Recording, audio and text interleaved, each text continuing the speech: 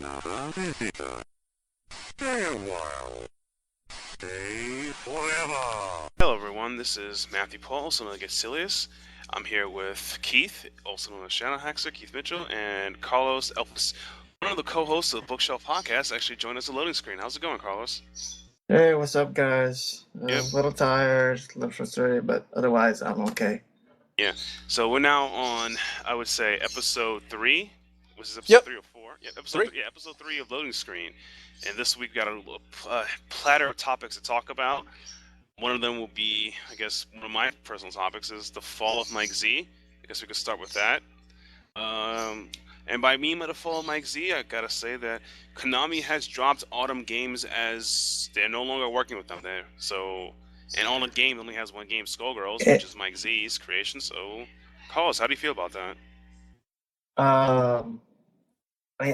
I can't say I'm honestly surprised. When Mike Z and Alex Ahad first put out Skullgirls, the world was hyped for a brand new, fully 2D animated series that could possibly, I don't know, fill in a niche where other games like Darkstalkers or Project Justice would do. And, just have another alternative from something that we've already seen before from SNK, from Arc System, from Capcom or Namco. Right. But it seems that the guy was not so much prepared to market his game other than people from the tournament scene. And that is like not even a fraction of what an audience for a fully realized game should be. He goes on and on about gaming mechanics and balance and properties and features. And that's all good and great for someone who is really that dedicated to the fighting game scene. Yep, this guy. Yeah, and even then, we found ways to abuse his mechanic. I mean, his anti-infinite system really just prevented you using the same button in combos. So if I started a standard combo of a light punch, and I want to loop it again, I won't use light punch, just use, like, say, medium kick or light kick, so whatever, right? Yeah. But unfortunately, he didn't have any need to go on those bones. And, speaking as an artist, I like Alex Ahad's work. I like his style. But, yeah, he was also taking a gamble on the content that he was going with. Not everyone was going to be feeling the whole weird, gothic, creepy girl vibe. I mean, it kind of got away with Darkstalkers, but that's because Capcom made them so moe and sexy that I guess they didn't feel it true. His is a little weird, and not everyone was gonna like that, so I knew it was not gonna be a mainstream hit. But yeah, Mike Z and Autumn Games' lack of marketing, lack of, I guess, production values was not going. Good business development. I mean, he had a contest where, this is my opinion, he had all these characters that people voted on who want to be in the next game. He didn't That's work on true. any of those characters. Let's get into context. And now we get Big Band. If you have the beta, he's out, and Big Band is playable, but only like some of his normals work. Some of his normals work, but his air normals do not. Like jumping mid kick, jumping hard kick doesn't work. All jumping punches I found out doesn't work, but his special attacks are there, and I'm like, and he has like one super, and I'm like, okay, this is it. Like we waited like 8+ months for like half a character in beta. That's not a good look, man. It's not a good look. Yeah, he's been too busy trying to go from tournament to tournament to show off his progress, instead of having a finished copy and then show off the progress. How many what's it called, streams and trailers have we seen of Squiggly, the first Kickstarter character? Hardly any, to be honest. Outside if you buy the Steam version of the game, or the Steam, or because you got the pre-beta, you get the beta by the Steam game. That's pretty much it. I knew of her. No, you didn't even see that yet, because when you did play the Steam beta, all you got was one fully rendered idle animation, and the rest of her hits are roughs. Literally. Well, actually, when I bought the beta version of Steam, which was like in August, she was fully rendered. She was full complete character. She was working, but they end up keep retooling her over and over so with patches, because she had a couple of combos that just were infinitely, that broke the system. At least it was too strong. Well, that's another thing. He decided to go to play toward a Marvel crowd. And then he was also talking about balance? I'm sorry, Marvel? Balance? Does not compute. Ever. Well, Marvel is balanced in its own in a weird sense that one touch always kills you. It's all about nailing it one hit. It does, but the problem with Skullgirls is that like he follows Marvel rules, but they don't really kind of teach you that somewhat in the training mode per se. But anyway, like I said, He was ambitious in trying to teach newbies how to play this type of game. In the training mode, the challenge mode kind of helped, but it wasn't as. I think if anybody read my review on Skullgirls, it's like there was no, I guess, reward system of teaching you the game. Like if you learn the game, it's outside of its high execution barrier the game has. Like I don't really feel that's a bad thing because I play games with high execution, so it doesn't bother I me. feel But it's like more like in order to learn high execution, you need to have a human interaction to help you with that. yeah, they didn't have a character challenge mode like in Street Fighter or BlazBlue, where you like Oh do challenges, learn the combos Those of are those character. are terrible. Those are terrible. I am sorry, but those kind Actually, of things. you may think those are actually pretty good because they give you an idea of what to do. Even though you don't complete the combo, you actually learn what it's supposed to look like, or better yet, another alternative to it. Like for Yes, example, but it never help you with timing or never help you how to do the execution correctly. They assume you know all of this already. but they put it in a guideline where it works for you to make it easy. No, Like, but I feel like the one from the upcoming Killer Instinct, where it's going to be training rooms where you actually help people train, that would go in a long way to get into those challenge mode to actually be rewarding. actually, Because you have like speaking, that's just the feedback equivalent of telling just you. sitting next to your friend telling you how to do a combo, teaching you instead of you teaching yourself. That's pretty much what it is. I mean, people been doing this without the online thing for a year, so it's not that big of a deal. It's true. I mean, you can teach yourself, but you're better off teaching yourself when you're playing against another person. That's called versus when you try to put what application you have into an actual match. Like training mode with two different people, that's a nice concept, but it's equivalent to what I'm used to as a fighting game person. So it's like that's pretty much it, and that's why I say like this game has a lack of challenge and mission mode, or whatever the hell you want to call it, to teach people combos. Because even though people can't execute all these combos, which is true, it still gives people a novel idea of shortcuts, a way to do it. Like for example, like in Street Fighter, I think it was a challenge where you learn Ryu's low forward.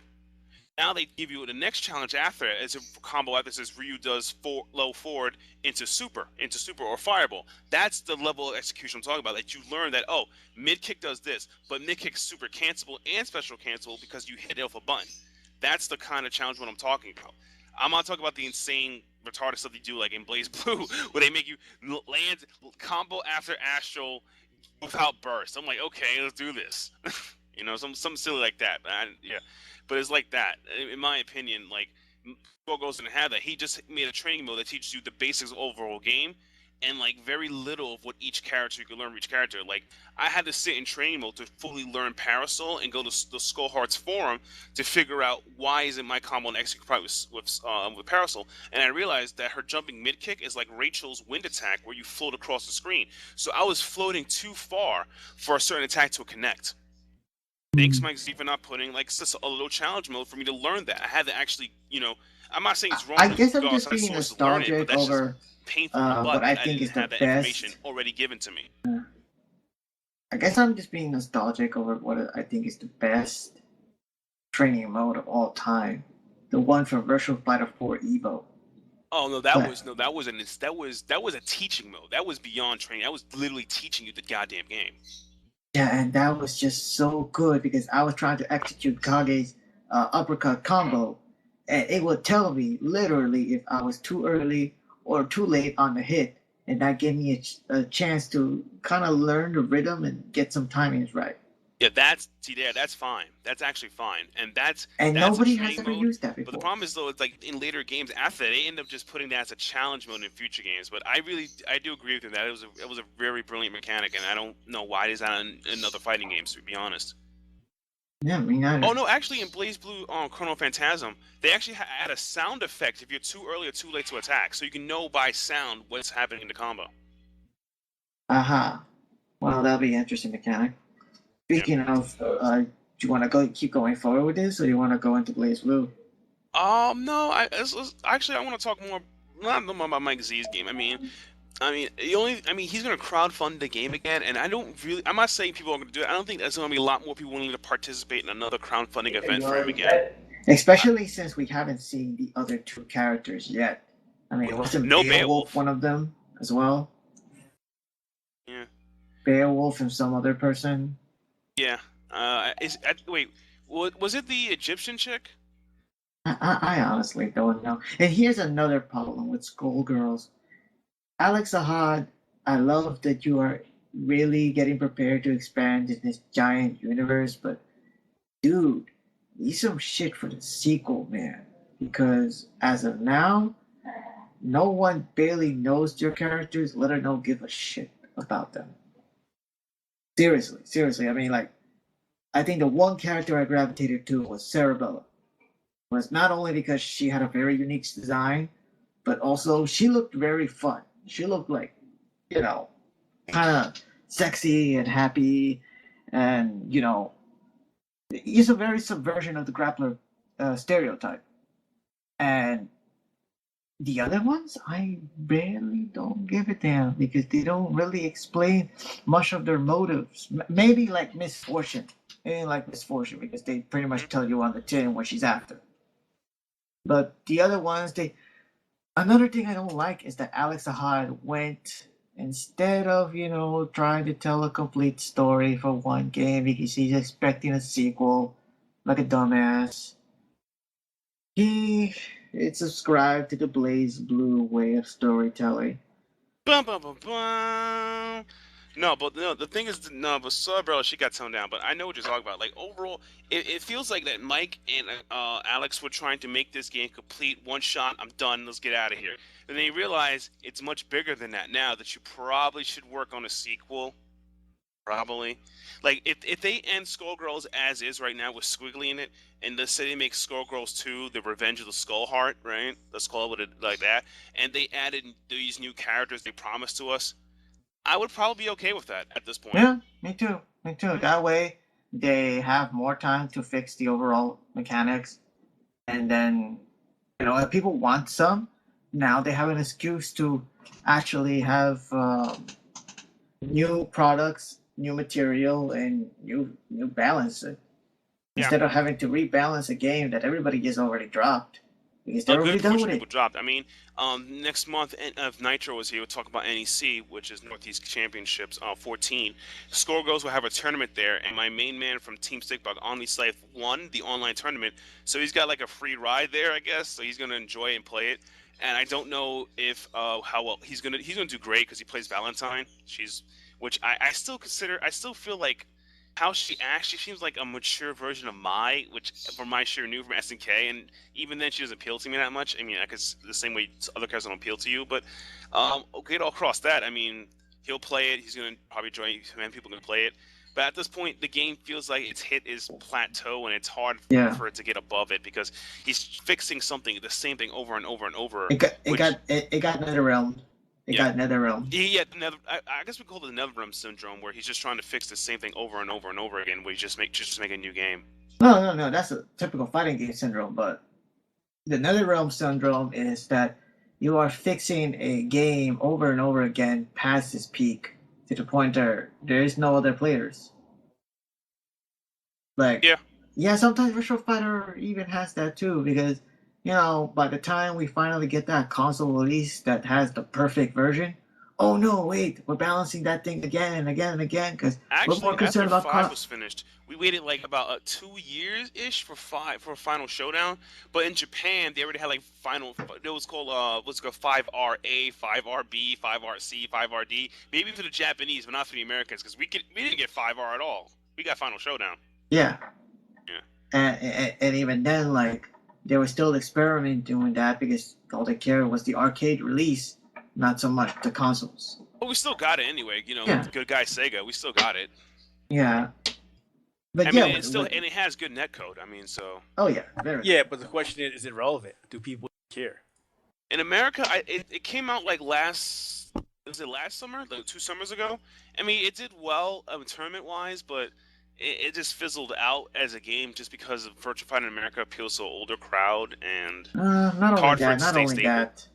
It's because it took too long. You know, a lot of people were expecting that almost immediately following Virtual Fighter 5. Definitely. After 2 years, you know, people kind of fizzled out and there was very little excitement to the point where you had Justin Wong trying out the game in order to appeal to the fighting game community. Justin Wong. That's all you have to do. Just get him to play any game and people will start getting hyped for like 2 seconds. That's not necessarily how it works, but I'll get into the whole topic later of fighting game promotion like a whole other day. But yeah, let's go into anime time and we'll talk about BlazBlue Chronophantasma. It's a great game mechanically-ish. A lot of the characters, there's like what 6 new characters overall now. Like 3 of them are DLC. 3 from the arcade release, and what? Let's see, 2 hidden characters. No, actually, 3 for the arcade release, and 4 for console. In this order, console, right? Yeah. Bullet, Amane, Azrael, Izoyoi, which didn't really count because it's just Tsubaki. Yuki Terumi, which is Hazama. Yeah, the real Hazama. The real Hazama. Kagura, aka the successor of Bang, Man of Justice. And Kokonoe. Yes. Listen, stop bitching. And you know, the thing is that the current topic in the anime fighting community is that Kokonoe has an unblockable setup with her black hole. It's a very dirty Oki. It's unblockable. It doesn't scale properly. People like crying about it, and she does a lot of damage. And people are like, oh, she's overpowered. To me, it's like I'll give it a couple my God, it's Man of Steel all over again. I give it a couple of tournaments, people figure it out, and I'm like, well, this is my opinion. You wanted her in the game this badly. You didn't really expect them not to make her super strong. I mean, she's like she's a waifu, goddammit. She's the waifu.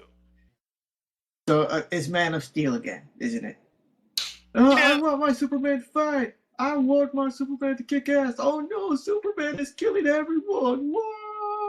Pretty much, yeah. It's pretty scary. Like I found out like most people's only way to get out of unblockable is straight up burst. Some people try supering it out. It's pretty hilarious. Like you just somehow can't get out of this setup. So I mean, the unblockable it works in the corner, but to me, my opinion's like I'll give it a couple of turns. People figure it out. Like I'm surprised that just holding up back doesn't work or up forward doesn't work so far. So because how the super animation things, but I think what about the okay. features? That's one of the most important things because as much as BlazBlue likes to tell its story and its characters and its waifus, I don't want to really get into that because I don't want to spoil anything. But yeah, well, what about the features? What features did this game have? Oh, this is a great net play system. It lets you. It's like it feels like you go around the world. You're playing a lot of people with it. You can walk around. Like you have a little avatar of your character. You can dress up and everything, and then walk around lobby rooms. And it's cool. It's really cool in that the challenge mode has changed. There's new. I mean, I had you get imported from Japan. The challenge mode changed. There's a sound effect that kind of sequence you in, so you know you're doing the combo correctly. So that kind of helps in that game. I guess we'll say the 7 new characters all play relatively differently. Though I feel that out of the new characters in that roster, only about in fighting game wise, and like maybe 3 or 4 of them are tournament worthy. Maybe 2 to 4 of them are tournament worthy. Amane's pretty weak. Izuyoi's also kind of weak as well. Really, even after all of that hype about his damage on block. Yeah, he has to put you. Like I said, he has to put you in block. Oh, so he's only situational. Yep, and he can't. And his damage is not guaranteed. He can hit you. It'll do okay damage, but he has to chip you, and it's pretty hard for him.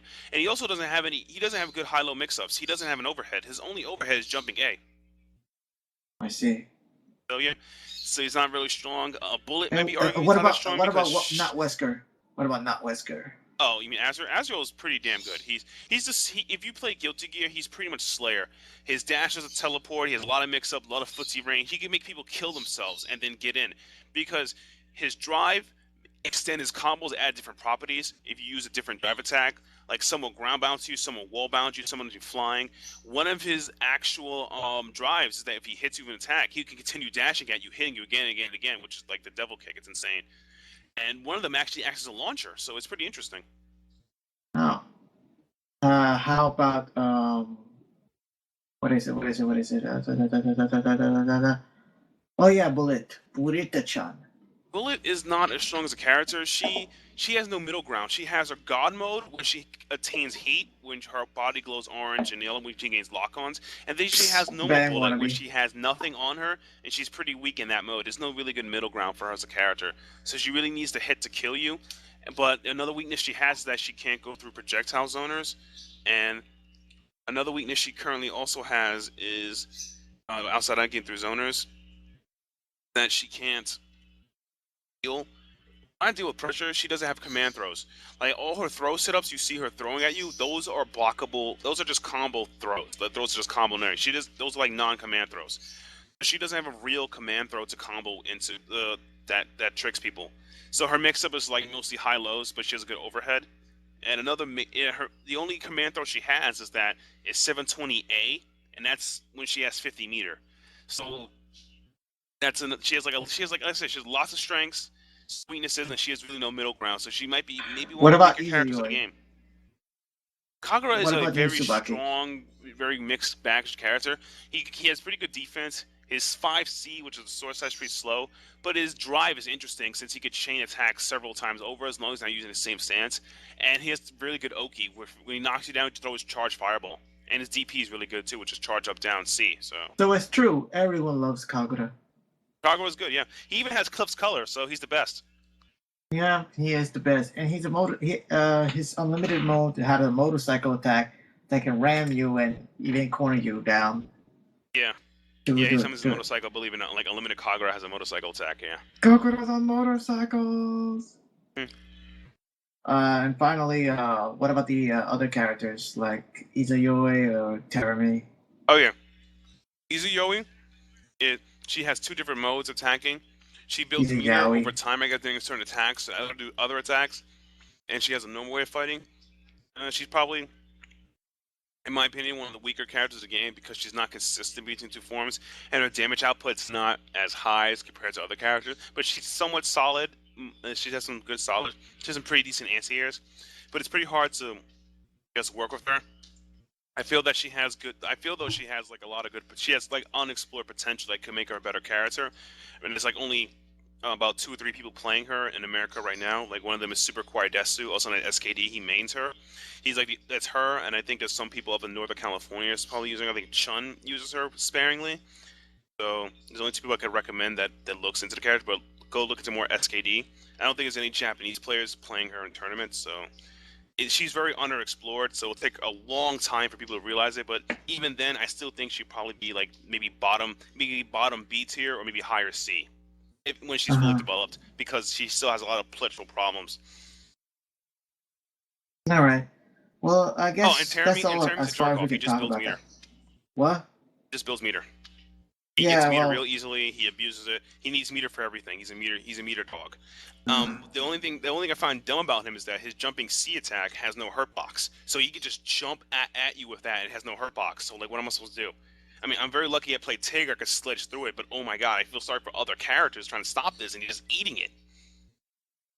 That's what's called being a whack-ass DLC character. Yeah. I mean, we can talk more about BlazBlue, but since it's not out in America yet, yeah, I guess we have to limit what we can talk about. Use all that Japanese yen money. Yeah. So, I think it's a good time to go into. My household has been particularly bat-infested these days, and with the latest release of the Arkham Origins, I figured, okay, try to get hype. After all, it may not be rock steady, but it looks promising, right? Yeah, Troy Baker. Troy Baker, yeah. To be honest, there are 2 schools of thought with Arkham Origins.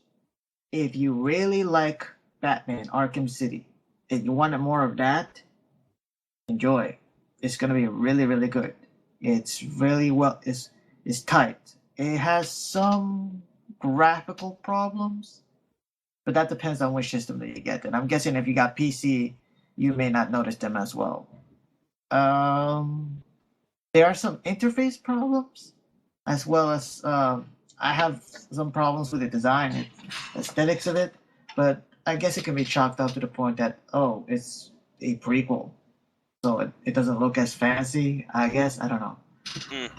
However, the second school of thought, if you wanted more, if you wanted something better than Arkham City, yeah, I suggest you skip this one and just wait for the next Rocksteady version because it's almost plays the same.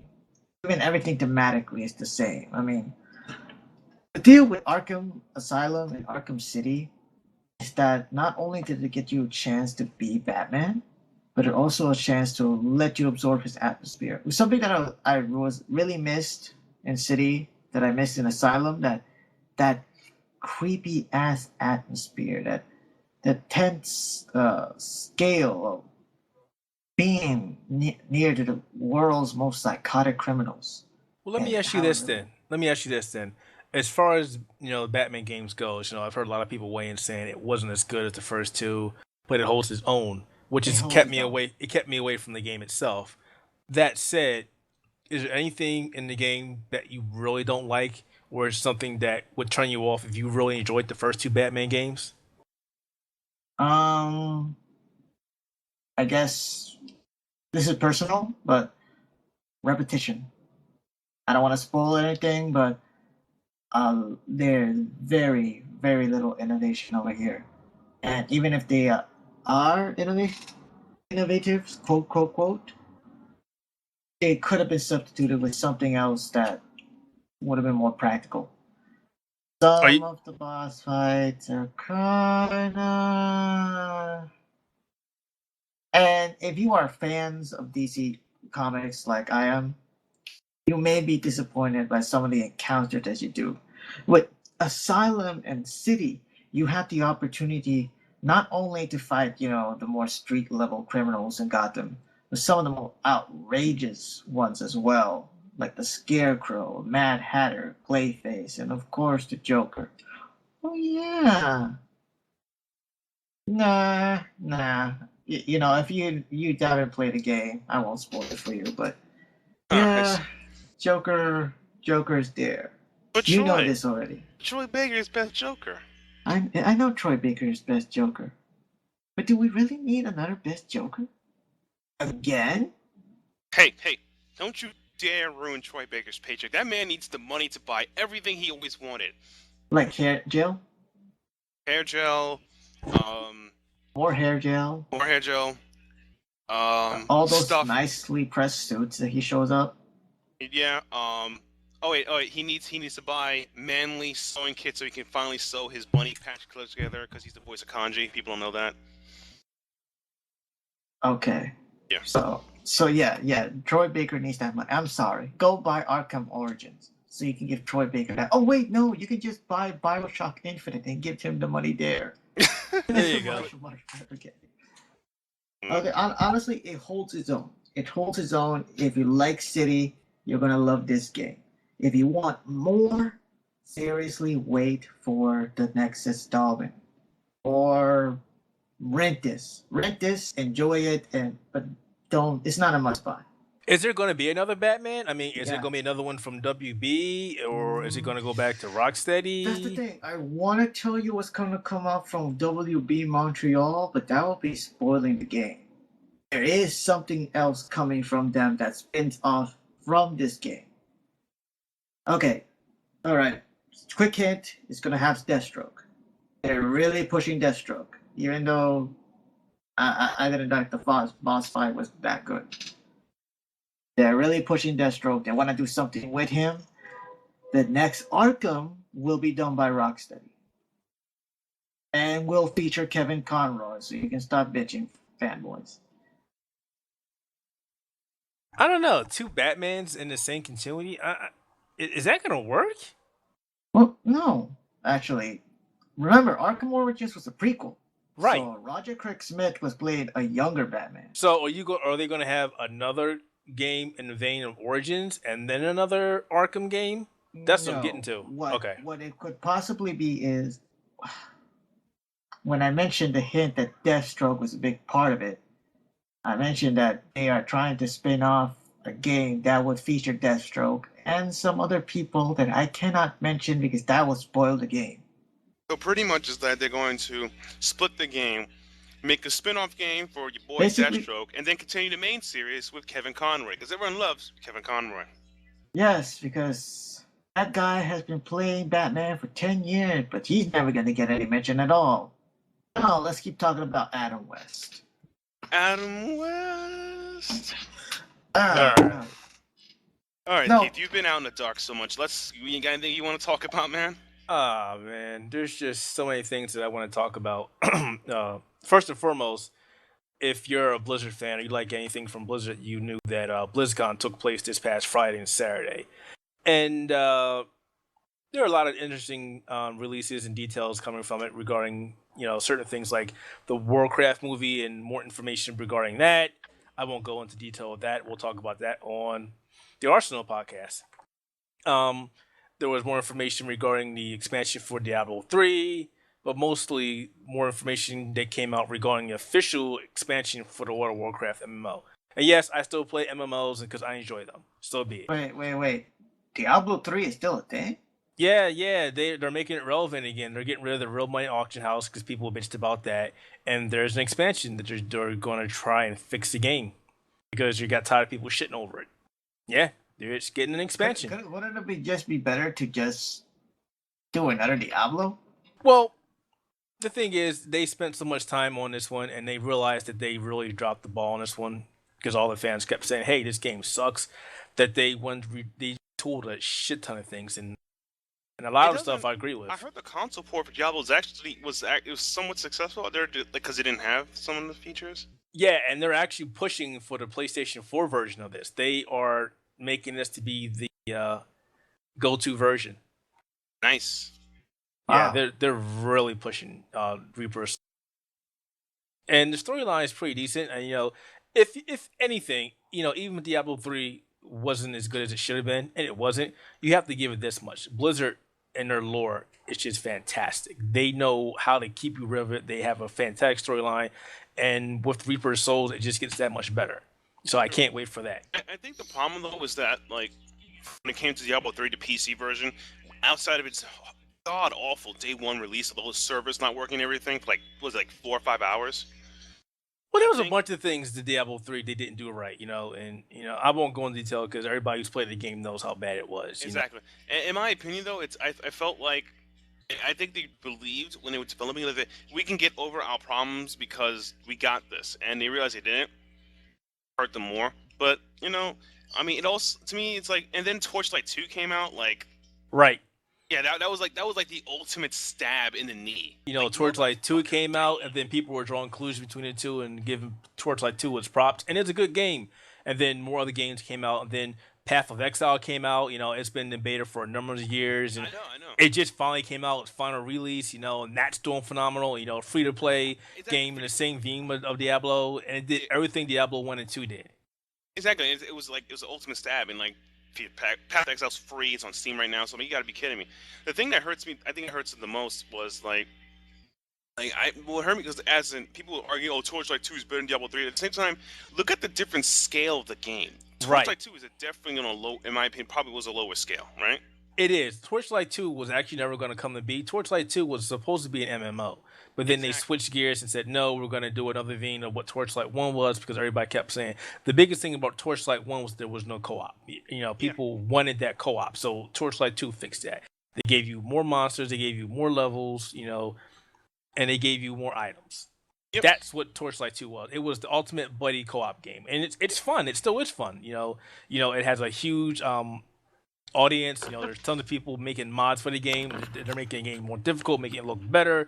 Again, it's Torchlight 2. It's everything that Diablo 3 should have been. Yeah. But at the same time, Torchlight 2 is Torchlight 2, and Diablo 3 has Blizzard behind them. Exactly. Not being not game. Right. They have the resources and they have the abilities to go back and retool everything that they should have did right in the get-go. Hence, what they're doing now. Exactly. It's just sad that you waited so long to do this, but you're still doing it. Huh. All this talk about MMOs and Diablo and all that stuff got me thinking, Hex, have you ever tried Marvel Heroes Online? I have, and my daughter plays it. Really? How is it? It's fairly standard stuff. It's its biggest draw is if you're a Marvel I won't say fanboy. If you enjoy Marvel Universe, then you'll enjoy this. If you're just looking for a decent, MMO hack and slash adventure game, no, you're not gonna want to play it. I'm only curious because this is one of the few games where they started using recent characters for the comic books. Right. They got Captain Marvel, Carol Danvers. They got the X-Force from the comics. They got spectacular, superior Spider-Man. Well, the cool thing about this, again, it's free to play. If you want the other characters, you will have to buy them. That's the downside to it. But again, it's free to play. If you want to play these games, you can jump on Steam and install it and play with the default characters and go to town, and you can get an idea what the game is. But it's pretty general stuff here. There's nothing that's too extravagant or mind blowing. It's just and at the same time, with the videos that I saw, it looks like a poor man's version of Marvel Ultimate Alliance or X-Men Legends. Well, you gotta remember, they all play the same. They're top down, isometric view. Yeah, hack and slash games. That's all they are. Yeah, but I guess Legends and Ultimate Alliance had that extra oomph. Well, that's because they had a combo. I mean, I played this last year at PAX East, and it was like, okay, this is nice, whatever. And then it came out finally, and I played it for a little bit, and I was like, my view hadn't changed, but my daughter seems to enjoy it. But then again, she hasn't, played the games that I played, so it's her first isometric viewer, game. She's enjoying it, I don't let her buy any extra characters because I'm not going to spend any money on that shit, but no, hey. You're not going to spend any money on Superior? You want to be Superior, huh? I want Superior to die. Hax, if you really want to be Superior, why don't you get your kids the Wii U Mini that just recently been announced? Wii U Mini? That would be inferior and stupid. Which is so silly. Like, why? What convinced you to make a Wii U Mini? It's $100. Wait, no, just the Wii Mini. It's not the Wii U just Mini. The Wii Mini. It's the Wii Mini. I'm sorry, Wii Mini. This is basically a budget version of a budget console. I know, and it's like, didn't you discontinue the Wii? What was the point of this? Well, to be fair, they talked about the the Wii Mini for a while now, and it's just really, really stupid, and this is coming from Nintendo, so this is really blowing my mind as to why you're bringing this out. I mean. Actually, okay. I think the reason why it's so stupid because I think they meant to do this a lot sooner before the Wii U came out, so people had like some kind of a budget alternative to get their dumb kids for Christmas or their birthdays. Okay, but look at it. But look at this. Look at this. Okay, the Wii U is not even selling that much. Well, the Wii U, I'm not gonna downplay the Wii U. I'm not gonna say anything bad. Because it's actually got a great lineup of games this holiday season, so it's going to actually sell pretty good. But again, the Wii Mini, it's again, why you just discontinued the Wii? Yeah, I know. The worst part about it is when I saw this, I'm like, didn't you discontinue this? Didn't they announce discontinuation? It's like 4 or 5 months ago. Not even that. It's like if I wanted to go buy a Wii, why would I buy a system that has no built-in Wi-Fi now? And I can pick up. Whoa! Wii Mini has no built-in Wi-Fi. No Wi-Fi. No. And I can go to GameStop and buy. I could go to GameStop and buy a pre-owned Wii for like $70. Yeah. Well, why would I want to buy this? For $50. Yeah, or less, go on eBay or Craigslist. Why would I buy this? Yeah, it's like, and it's like the worst it's marketing. The same kind of stupid thinking that they saw for the Nintendo 2DS. Seriously, why are you gonna buy that if you can just get a 3DS for cheap? I know.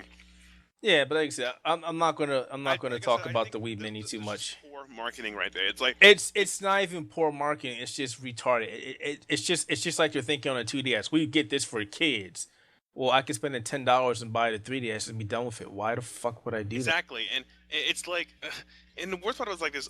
Why would you? Like I said, 4 or 5 months ago, I believe announced somewhere in that time frame discontinued. You're gonna sell me $100 discontinued system with no internet. Who thinks of this? Nintendo. Oh boy! But yeah, I'm gonna get back to what I was talking about. Screw the Wii Minis. But yeah. So basically, Blizzard announced the next expansion to the World of Warcraft, Warlords of Draenor, and you know, for once, Blizzard has gotten the masses of people that play WoW interested in the game again because the last expansion, Mist of Endor, honestly wasn't really that engaging. But I won't waste my time or talk too much about it because there's just tons and tons of stuff about this game on the net, even on Blizzard's official website. So go check it out. Yeah. But Oh, and I basically, think you you get to uploaded some videos on the yeah, YouTube page. Yeah. yeah, I did. Check out our YouTube page. You'll enjoy these are the panels from BlizzCon. I'm surprised that Blizzard hasn't taken them down yet, but yeah. So enjoy them while you can because they might go, they might not. On there is a couple panels for the World of Warcraft. I'm sorry, the Warcraft movie. Music from World of Warcraft. Warlords of Draenor. The art panel and the game mechanics. So definitely Great. check those out. Cool. But And at the end of the video, at the end of the podcast, the article, we'll actually post a link to our YouTube page, so you can just check it out as soon as you can. You have to check this stuff out. It's pretty cool. yeah, unless Blizzard takes it down. Yeah, before Blizzard goes down. And I guess one of my future projects that me and Hax wanted to play Assault Android Cactus together, but I realized we couldn't because it doesn't have net play. Nope, not yet. Not yet.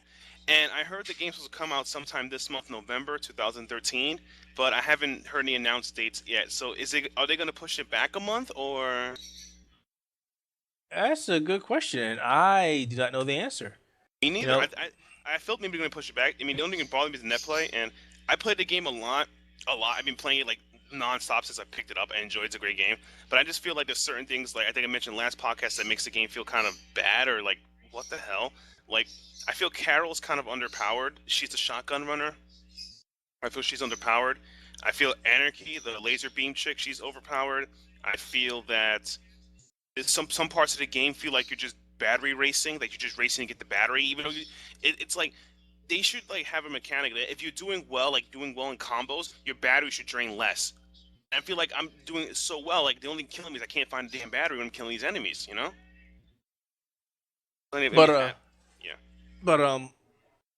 Yeah, I'm checking out their site. I don't see information about that, so I'll contact them. They're pretty good at getting back to people. So let's see what they say.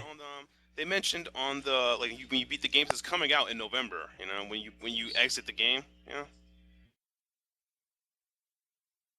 So hopefully it'll come out this month, and it'll have some net play and other things, and maybe the game be rebalanced. That's the only thing I can hope for, but everything else should be fine.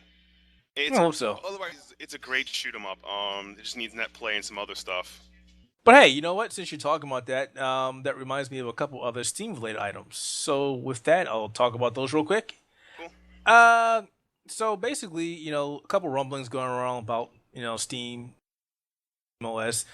and How is looks that Steam box coming along? well. I'll tell you what. First and foremost, looks like it's picking up some more steam. Yeah. So I see what you did there. well, first and foremost, Valve has stated that they will not force gamers to pick up a Steam machine or SteamOS. In other words, there was some rumors on the net basically saying that Steam was going to lock it down for them to use it as an exclusive platform, like Half-Life 3, which may or may never come out in my lifetime or your lifetime. They were saying that, hey, this might get locked down to SteamOS. And Valve has come out and said, no, that's not true. They're not going to do that for any other games. If a game comes out, they're going to make it available on all platforms. They're not going to pigeonhole you to do that. 'Cause that's right. And I agree. Also, looks like Metro Last Light has got Linux support, which means it will be native for SteamOS. Nice. Which means you won't have to stream that. You'll be able to play directly. And that's one of the biggest things out there because as more and more companies start to support Linux, it's going to be native support for SteamOS. I'm not saying it's ever going to cut out Windows, because it never will cut out Windows, but it's good to see that Linux is getting that support, and it needs it. Linux has been a big operating system for some time now, but it's not one that's really related towards gaming. I'm going to go install Linux and play all my games, because if you did that, you'd be sorely disappointed of the lack of games on this Linux OS. What else we got for SteamOS? Oh yeah, basically a couple websites recently got the chance to check out the official, one of the renditions of the Steam Machine, and they came back pleasantly surprised. They enjoyed it. they came back and snapped some pictures of it and basically said it looks like a standard setup box that you can put into your living room or wherever you have your TV, your entertainment system stuff at. It says it blends right in, and it looks, like I said, it looks right at home. The It Verge looks like your regular standard video game console. Yeah. Well, it looks even better than that. I'll put a couple pictures, but The Verge checked it out, IGN checked it out, Polygon checked it out, and a couple other sites were able to get hands on with it. Well, I'll tell you what. Well, if we go to PAX East and if it's there, we're going to check it out. Well, the official Steam Machine, well, one of the official Steam Machine offerings will be at the CES next year, which is January. So as soon as the year hits, we'll be able to see the official edition. Even though Valve did send out or is sending out 300 units for beta testers, once the official unit comes out, that's it. They won't be making any more. They'll just make their one version, and then they'll leave the rest up to third-party companies to make their own renditions of this. Which I'm still conflicted on that. How is a third-party company going to do a re-edition of a gaming console that is owned by another company? Well, this is what they're doing. They're not just like tablets. Android is a OS that can be used on multiple tablets. They're not telling you that you can't do this, this, and this. They're saying, okay, you hear the keys to the kingdom, but you have to abide by my guidelines. So what Valve is saying is there will be three different tiers of the Steam Machine. Basically, your good version, which is, might just do streaming, your better version that might do streaming and gaming, and your best where, third-party companies can knock themselves out and do whatever the hell they want to do. Oh, okay. So it's almost like the different versions of the game consoles that we have now. One of them has a bigger hard drive. The other one has more exclusives, blah, blah, blah, blah. Yeah, basically. Yeah. Yeah. But in this case, though, it's going to be that you were talking about. What do you mean? Wouldn't by default, since the Steam Machine can use any OS, not really. Well, no, it can. They've stated that you can put any OS on the Steam Machine if you want to, but it kind of defeats the purpose. Just like at the same time, it defeats the purpose of a Steam Machine if you already have a PC that's capable of running it. If you have a decent machine, then all you need is the SteamOS, which is free. You don't need to buy a Steam Machine. But the draw of the Steam Machine is for those who maybe don't have a decent PC or want a PC for the living room, because they're going to be they're not trying to cost you an arm and a leg like an Alienware PC. They're looking at different price points. And obviously, the cheapest, it may pretty much be comparable to the price points of the Xbox One and the PS4 by the time it comes out. Well, that's why they're doing betas, because they want to get that middle ground. They don't know if they want to just use integrated or discrete graphic cards or what. They don't know if they want to do Intel or AMD or both. They can give you an integrated AMD solution similar to the new consoles, that architecture, or give you a discrete card so you can use NVIDIA's offerings or but I figure that's where the options come in, right? Because with the different tiers, you can choose which, if you happen to know, if you're more informed, you will pay a little bit more for the one that has all of these extra features that will be great. But you build it yourself. Pretty much. You can build it yourself, but for plebs like me, who doesn't know most of this computer stuff, but know Steam can provide a lot of good games, they can just have the basic architecture ready for buy, and you just have a good gaming PC with a SteamOS ready to play. Now, see, here's the problem that I had with the whole Steam Machine, SteamOS, and I haven't seen anybody talk about this. So check it out. The scenario: okay, you're a gamer, you don't know what you want, and you decided you want to get a Steam Machine. You wait till Valve brings out the Steam Machine, and you buy the Steam Machine. Okay, right then and there, your first issue is the Steam Machine is a Linux kernel. It runs off Linux. Okay, so by that, you don't have a lot of games that support that. So you need a Windows machine that has Steam on it already, so you can stream your games from that Windows machine to the Linux machine or the SteamOS machine, Steam machine. Isn't the Steam machine a PC by itself? It is, but here's your hang-up. Here's the problem. Again, Steam Machine will be running the SteamOS, which is a Linux-based OS. Majority, 95, 96, maybe, I'll say 96% of the games available on Steam are all Windows titles. Meaning, you would still need a Windows machine to stream to your Steam machine. Hype train derail. Okay, so basically, you would need to have a PC already set up with your Steam stuff and all your games installed on it that is running Windows. Okay, in order for you to play those games on your SteamOS, they have to stream over. They have to do transit, like Nvidia's doing with their Or Macintosh Airbox. Yeah, exactly, iMac Air. exactly. So I haven't seen them talk. I haven't seen them talk about this. I'm surprised nobody has brought this up yet. It's like, hey, so essentially you need two machines, right? Well, Yeah. what's the solution here? How exactly? Maybe they're gonna end up like in the future. Maybe they can. They're gonna end up like just having a Windows processor that terminally process it to put into Linux, some kind of. Well, there's no such thing. You actually have to have a Windows OS with Steam running on it. Oh, you need a Okay, we're boned. You can't even partition. Yeah, SteamOS? Exactly. Well, you can partition, but you can't run two operating systems at the same time. Of course you can. Nah, there are programs that allow you to run Windows programs, but they're Windows-based programs, not Linux. Yeah. You'd have to install Windows into your machine, and then install all your stuff into Windows, and then run the program, and then allow it to run a Steam machine. You know how much overhead that's going to put on that box? And it's not good. And again, I haven't seen Steam talk about this, or Valve talk about this, so I'm actually going to tweet them about this. So how do you expect people who buy the machine, or who are interested in the machine, but don't have a Windows machine, to partake in this? Because I'm really curious, because they haven't officially stated how it's going to work. They haven't said that. You do know you're inadvertently marketing this streaming machine as a potential console replacement, right, Val? Because that's what a lot of the plebs and casuals are looking at this. They're looking at this as, Steam is going to enter the console race. Now I don't have to get an Xbox. Well, see, and that's the thing right there. They are not entering the console race. They are not competing against the new console. They've come and said that. We are not competing against them. We're offering you an alternative.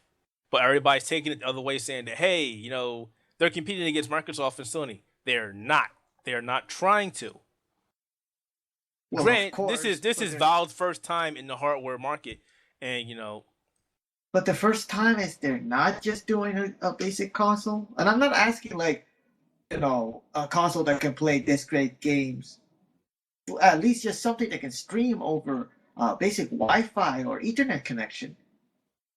No, I think that's gonna be fine. I think, like I said, they're running on Linux, and majority of what's happening is just Windows. So unless they have like another curving processor for them to do it, this is like Hack mentioned, it's gonna be a pretty huge problem. No, like I said, you've got a couple. They did say they have a couple companies who are working on titles for the SteamOS. So take it as you may. That might mean that majority of games. That brings back such memories like Ouija, Dreamcast, Jaguar.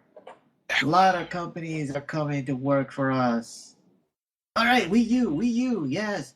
Look at all these third-party companies that are going to work for us, but then all of a sudden decided to back out because we're not selling the system. Yep. Yeah, but honestly, from what I've seen, a lot of companies are very interested in what Valve's doing, because even Microsoft is interested. Because segue into my next discussion, Microsoft wanted to do this. Well, it's very curious and is admiring what Valve is doing, because they're like, damn, we should have did this too. Because Microsoft recently opened their big mouths again and said, hey, we're going to support you PC gamers. That left a really nasty taste in my mouth, because hey, you said this shit 2005, 2006, 2007, 2008, 2009, and then you kept giving us crap and then going back and said, we're going to give you this and not giving us this. You gave us Halo, you gave us Halo, and finally gave us Halo 2. Years and years upon where it wasn't relevant anymore, and now you're like, oh hey, we're going to support you guys again, and we're going to give you Project Spark, and we're going to give you more first-person games. And they were like, we're going to give you Titanfall. And it's like, well, Titanfall was already coming out for the PC. And last time I checked, it was a third-party game, not a first-party game, Microsoft. What? Last I checked, PS4 was marketing this, not you. Well, no, Sony's not getting Titanfall. It's locked. Sony is too busy being. Wait. Then what was those Sony's too busy trying to commercials with that science giant themselves. So you mega realize man? they close That was That was for Microsoft. Oh, right. That's true. Yeah, Sorry it's not. It's Titanfall. It's not coming to the Sony consoles. Microsoft has it locked up. It will never come to a Sony console. Yep. They're gonna have to settle with Beyond. Now, well, that doesn't mean sequels won't. And they said that they haven't said anything about sequels, but Titan, the original Titan, the first Titanfall, will not be hitting Sony system. And I talked about that, and I don't agree with that. But certain people call me stupid for saying. Pretty much. It's it's not good business. It's like it would make good business. It's stupid business because Microsoft have in terms of killer apps. Well, neither one of them have any killer apps. If anything, I will give the nod to Microsoft as far as killer apps because they have Forza and they have Killer Instinct. Okay. Yeah, I'm gonna have to agree. For a game that I initially mocked as nothing but nostalgia, that they are really building up to something. I told people that they weren't kidding around with this, and as you can watch the streams and the updates and the discussion with the developers, they are really pushing this. And I think this got voted into a fighting tournament that's coming up. I don't want to say Evo. No, I know isn't it one of the SoCal ones? Yeah, it got voted in. You mean SoCal Regional? That might be the one. They already have like a Killer Instinct, playthrough or something.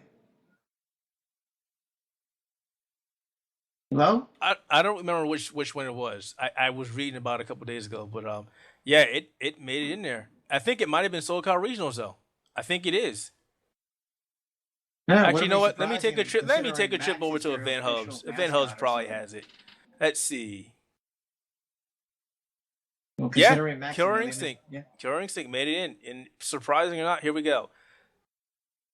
Nah. So Super Street Fighter, we knew that. Ultimate Marvel, King of Fighters, Super Smash. Seriously, Super Smash is still a thing. It's getting to be a thing ever since Evo. Injustice is still a thing. People still play it. Even though the numbers have been extremely low, people still play it. Yo, seriously, is that Bruce Wayne money? That's where Injustice is still getting their marketing from. It's not like it's popular. It's that Warner Brothers is paying the fighting game community to host this shit. They put money in the pot, put it that way. I know that for a fact. Whatever, man. That's how Mortal Kombat is still relevant as well. Like, really? Nobody likes Mortal Kombat. Oh, yes, I love Mortal Kombat. Okay, Mortal Kombat's in. Doesn't agree with you. I think it was one major for Mortal Kombat. I think it was the last one for it. Is that they end up getting anime time slot, which is early in the morning, and the community got pissed. How dare you put us late in the morning? You had 12 players. Who's gonna watch a tournament 10 p.m. at night for 12 players? No one. Yeah, but yeah, getting back to it. So yeah, Killer Instinct is slowly becoming a major thing as far as fighting games are concerned. Have you heard some of the music that they have? Yes, I have. Wow, I am actually looking forward to that soundtrack. The minute we get that OST, that's gonna be a big one. But yeah, so back to Microsoft. I'm not holding my breath. As much as I would love to see them support the PCs, because without them we wouldn't have this. I don't expect much to come to it, especially with their dismal, gains for Windows. Oh my God, that was so much fail. I'm glad it's dead. Don't do that again, Microsoft. Yeah. Their games for Windows Live, their gaming platform for PC that was nothing but trash since it came out. It's finally dying. It will be discontinued January. Yay! It was not a fun trip. No, it was their chance to compete against Valve, and oh jeez.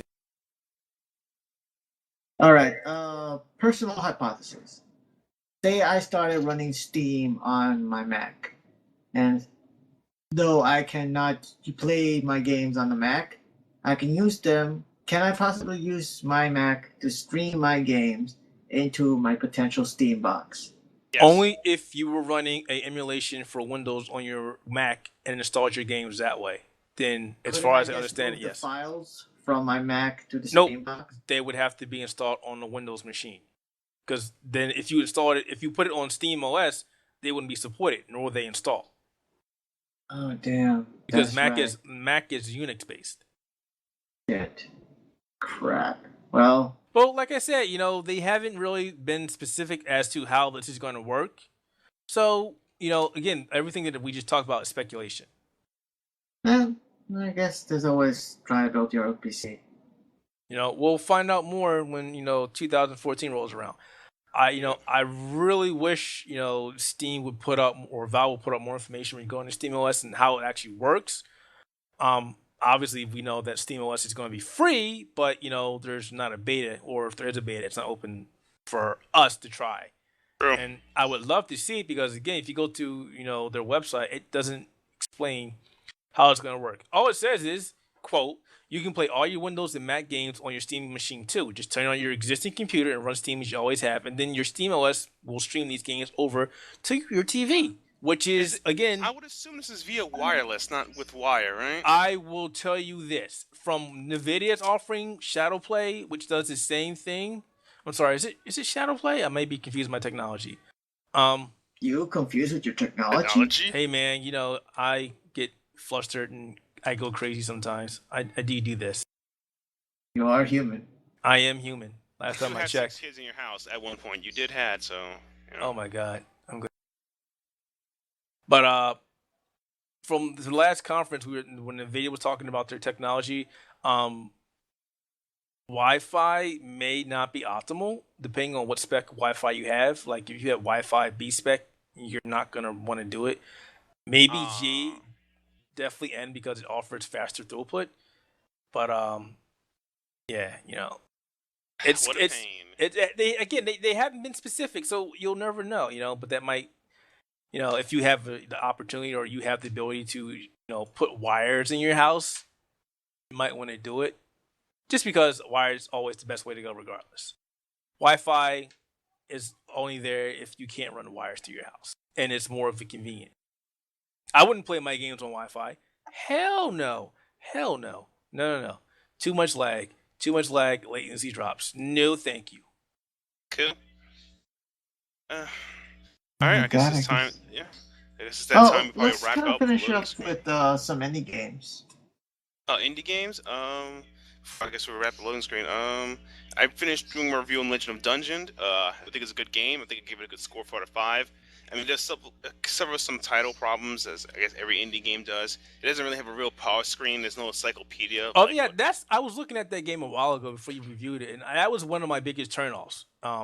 There's nothing describing the weapon, so it's like most roguelike games, you get a weapon, you can check out, say, okay, this gives you +6, blah, blah, blah. Exactly. And this doesn't give it to you. So it's like, are they going to update that to give you that, or is it just going to remain that way?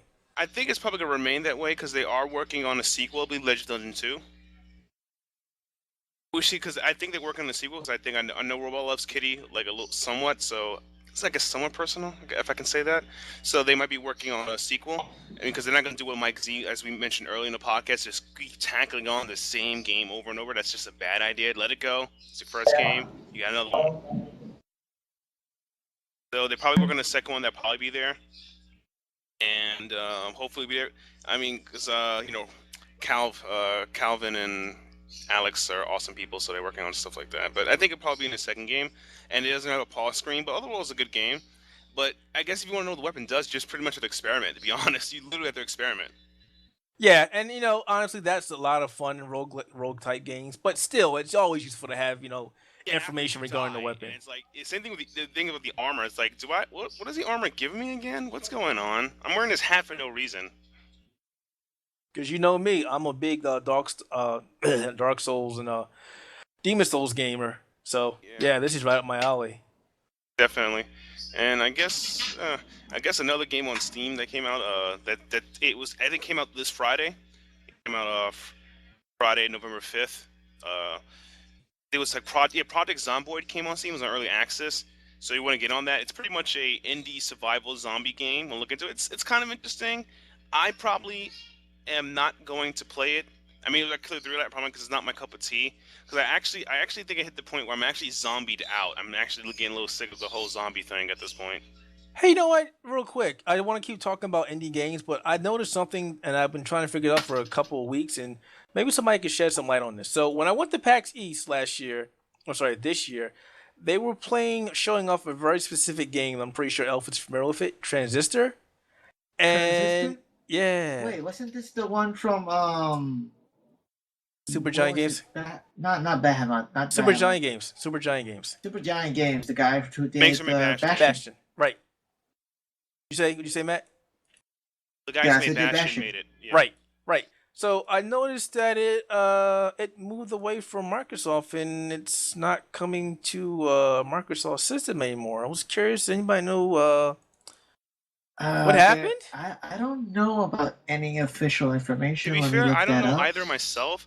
I think it's probably between them and Microsoft, but I don't know what happened. But Microsoft once again dropping another ball. I guess it looks like. I mean, It's I believe they more dropped like- the same thing on They did the same thing to Battle. Was it? Assault Android Cactus. They dropped the ball on that one. And I think you told us they're never going to be on a Microsoft console.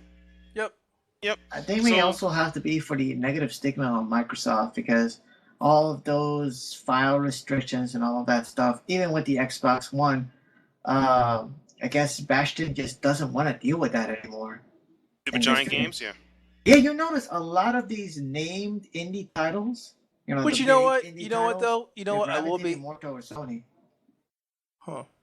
Not really. They're just being ported on Sony. Like Hotline Miami on the PSP Vita is not as good as the Steam version. It's too fast, and the controls are too reactive for my taste. The gameplay between each version is irrelevant. The fact that they managed to put this out there and market it and place them alongside their other actual titles right there, it shows they trust the indies a lot more than Microsoft does. But then again, I could be, I honestly I didn't really pay attention to the system it was on. I know I was playing with Xbox 360 controller, so it could have been a switcheroo and it was playing off a PC and just using wired controllers. It is very possible. Well, it is possible considering that every video game development that has been done on a demo scene, like E3 or PAX, is always running on a Windows system. Right. They never actually run on the console that they're supposed to be on. So Like with that, infamously, PlayStation 3 games that have been demoed on E3 were playing through Xbox. Yeah. Meh. I'm more Meh. like to me, maybe something happened between them, Super Giant and Microsoft. Maybe it was a falling out, or maybe their game design doesn't work well on Windows, something. But again, from what it looks like now, it looks like another fumble on Microsoft losing another title that can, Not even Super Giant Games is actually talking about this. I mean, the last thing they were talking about is the PAX Prime 2013. Yeah. So they're not even telling you what's going on. Yeah, so there maybe they'll have more on the details. Like to me, maybe like I said, it could just be something minor. They was like, contract, blah blah blah. But I don't, like I said, Microsoft. According to Wiki, the only gaming platform that is going on is PlayStation 4. Transistor will make to Microsoft Windows, but that's it. yep. And So Linux and OS X. yep. So no Windows, or I'm sorry, no Xbox. Which is a shame because Super Giant Games puts out some phenomenal games. I don't think that anybody should miss these games, period. And, like I said, I played Transistor for a while I was at the PAX East, and I didn't want to stop playing it, but yeah. I can't wait for that game. That's going to be so cool. But you know what, though? You're going to PAX East, it'll more likely be there again. Yay! But yeah, that was it. But yeah, indies, I definitely playing a lot more indie games, and there's a lot of games coming out that I definitely want to play, like Contrast. Contrast. Which one is that again? That's the game with the 2D elements where you can blend into the shadows to continue playing. Oh yeah. Wasn't that like some kind of noir? Yeah, game? exactly. Yes, exactly. yes, I remember that. Yeah, that looked really good. Yeah, Also, that's coming out I on the have a big PC game and for the game. PlayStation 4. Called One Finger Death Punch. I don't know if it came on Xbox first or it was on Flash or anything. Is it but on Xbox? I don't think it is. It's just on is. It is? It's part of the Microsoft Indie lineup. Wow, it finally is got the there. Best dollar I have ever purchased ever since I got Jetpack Joyride. It's like basically it's a 2-button game that emulates classical kung fu fighting styles. People come at you from the left and the right, and you can only defeat that person once he's within your space and you press that button. You can't button mash, you die. Pretty much. So it's like a rhythm timing game where you have to press it in the appropriate fashion and according to the appropriate situation in order to do these free flow combos that looks like beautifully flash animated martial arts thing. It takes its inspiration from those stick figure animations that they see on YoGaf or 4chan. It reminded me of one of those stick figure fighting videos I've seen many years ago when I was It's really good, and for only $1, it feels like it has enough content to. I'm still on like the first plateau of student. There are 2 other plateaus, and then you unlock survival mode. Yeah, but the cool thing about that, it goes back to show you that gameplay can still be valued over graphics because this game isn't much to look at, but it's just shit tons fun. It's just fun. It's just addicting. Just you will be replaying things over and over, and when you get better, the game gets faster and it gets a lot harder. But not to keep everybody here so long, there's one more indie game that I'm looking forward to, and I cannot wait for it. You might have heard of it, Matt. Galaxy X. I'm sorry, Galaxy. Yeah. I'm sorry. Oh yeah, I know what you're talking about. Yeah. For those who don't know much about it, it's basically a. How would you describe this game, Matt? It's a space shooter with first-person elements thrown into it. It requires strategy. Yeah, that's one way to put it. Oh yeah. They put out a intro video of it a couple months ago, and it was at was that PAX Prime? I think so. I actually found that. Yeah, it was at PAX Prime. Man, that game looks. Oh wow, I can't wait for that to come out. Definitely. The only thing I'm gearing up for myself is the Super Steam sale coming in 2 weeks during I guess Thanksgiving time. I'm already gonna be broke. I don't want to see that. Yeah, your wallet's gonna die. My wallet's gonna live. My goal is to spend like max $50. That's my goal up to max. That's gonna be a lie. A lie. Yeah, it worked last year for me. Okay, I end up doing what I need to be done. Well, I'm going to go into the brave cold and try to come back alive from Black Friday.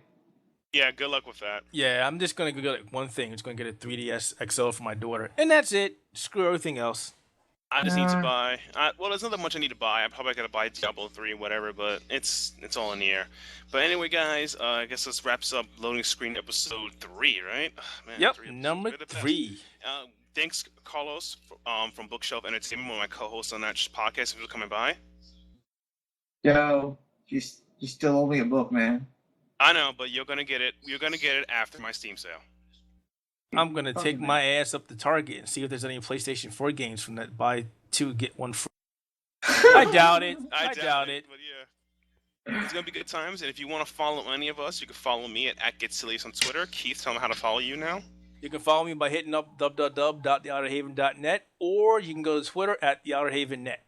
Right. And Don't you if have a you're personal interested Twitter at this in point? lots of cool artwork, you can follow me at carlosabdu.tumblr.com or the great Coculio at Twitter. All right. So this is GetSilius, also Matt Paul, signing out. Later, guys.